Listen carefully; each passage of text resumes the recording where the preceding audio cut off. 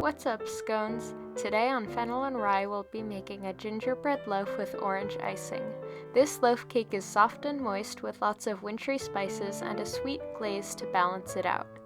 The recipe I'm using was created by Sally McKenney and I got it from her website, sallysbakingaddiction.com.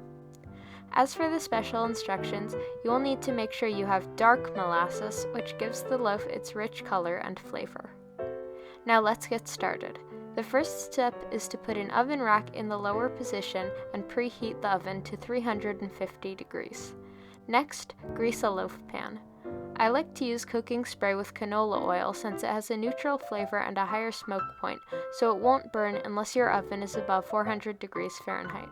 Next, measure your all-purpose or AP flour into a medium mixing bowl.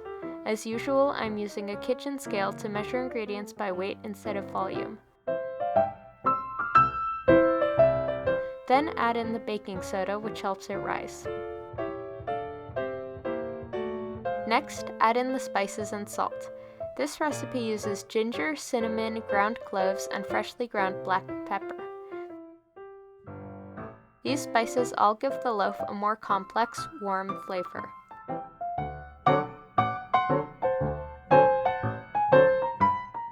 After you've added everything, whisk to combine and set the bowl aside. In a separate bowl, pour in some hot water. The water should be about 100 degrees Fahrenheit or 38 degrees Celsius. To that, add the dark molasses.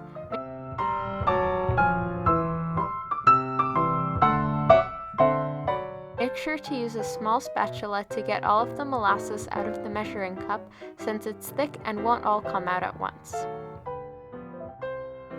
Next, weigh your brown sugar. Since brown sugar packs easily, it's better to weigh it to ensure accuracy.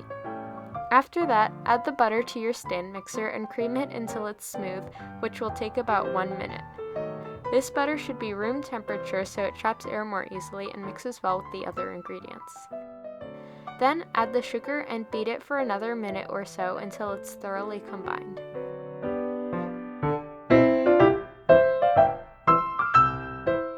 Scrape down the sides of the bowl with a rubber spatula every time you add an ingredient to make sure that everything gets mixed in.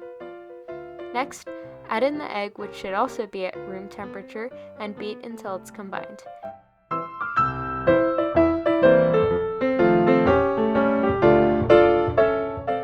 Then add in the vanilla extract.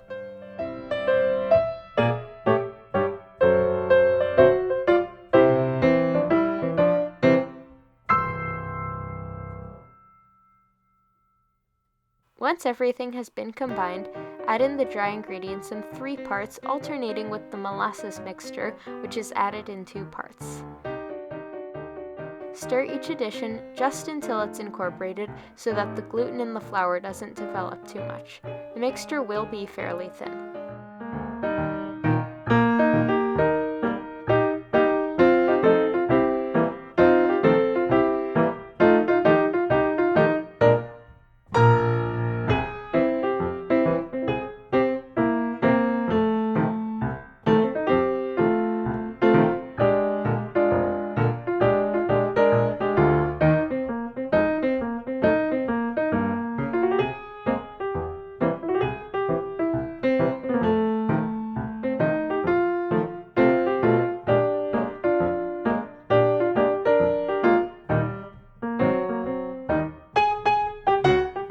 When all of the ingredients have been added, pour the batter into the pan.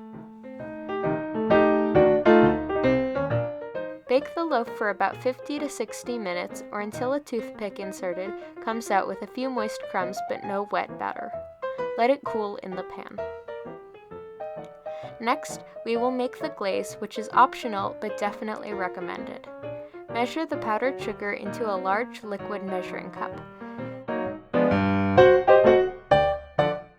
Then add 30 to 45 milliliters of orange juice or until it's thick but pourable.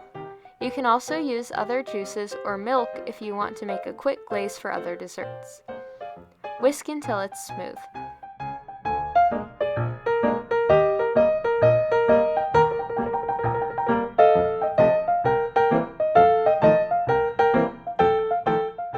To enhance enhance the orange flavor, I added some orange zest, but this is also optional.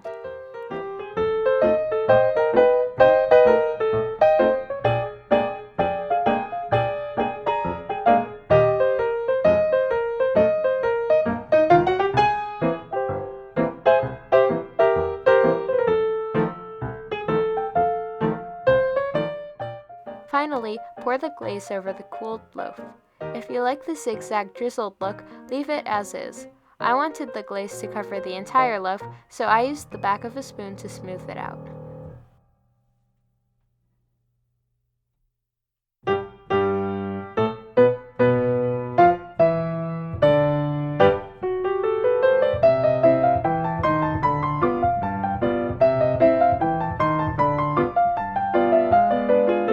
To serve, slice the loaf and enjoy.